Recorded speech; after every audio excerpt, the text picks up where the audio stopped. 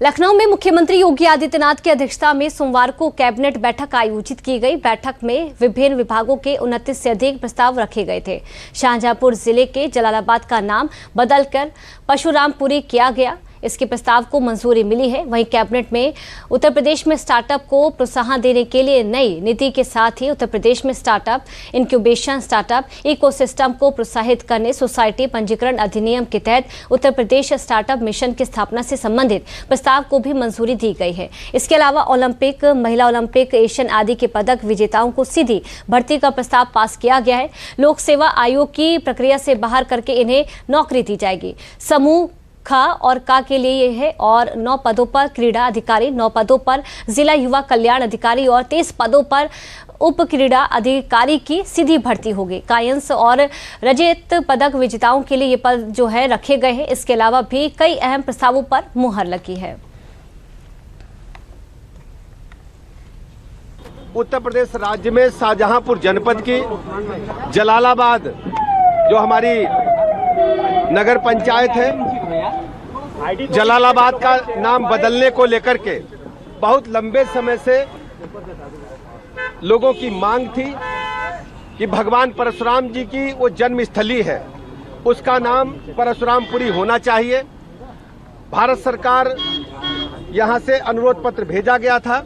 भारत सरकार से अनुमति मिलने के बाद आज उत्तर प्रदेश कैबिनेट ने जलालाबाद शाहजहांपुर जनपद का जो नगर है उसका परशुराम जी की जन्मस्थली होने के कारण परशुरामपुरी नाम कैबिनेट ने सर्वसम्मत से पास कर दिया है।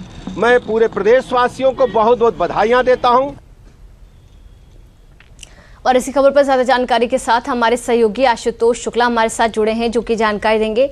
आशुतोष जी, कल ही नितिन नवीन का जो दौरा है समाप्त हुआ, जिसके बाद आज योगी कैबिनेट की बड़ी बैठक किस तरह से खास रही? देखिए, खास इस मायने में थी पूजा की बहुत दिन से बहुप्रचर्चित था ये कि जलालाबाद का नाम जो है बदला जाए, जिसकी 2018 में जो है वहाँ की नगरपालिका ने और डीएम ने प्रस्ताव पास करके उत्तर प्रदेश सरकार को भेजा था। उत्तर प्रदेश सरकार ने केंद्र सरकार को भेजा और यह स्वीकृत होने के बाद जो है अब कैबिनेट की बैठक में उसे परशुरामपुरी के नाम से जाना गया है।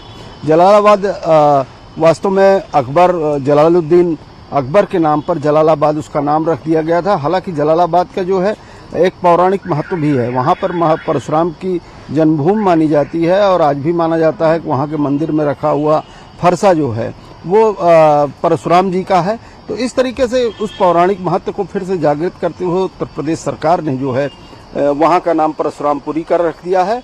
और इसके साथ ही अन्य 29 प्रस्ताव आज पास हुए हैं, जिनमें आपने भी चर्चा की और उत्तर प्रदेश सरकार की तमाम सारी नीतियों और तमाम सारे विकास कार्यों को गति देने संबंधी प्रस्ताव पास किए गए हैं। पूजा। आशुतोष जी, क्योंकि कई प्रस्तावों पर मुहर लगी है, इसके क्या मायने हैं और जनता के लिए किस तरह से बड़ी राहत के तौर पर है? जनता के राहत के लिए जो है सदैव जो है कैबिनेट की बैठकें होती हैं। सरकार अपने प्रयत्न करती है, कैबिनेट की मंजूरी लेती है, विकास कार्यों को तेजी लाने के लिए मंजूरी देती है। तो ये एक मासिक रूप से जो है जो बैठक होती है वो पूरी तरह पर विकास और शासन का जो रवैया है काम का, उसको गति देने के लिए ये कार्य किया जाता है।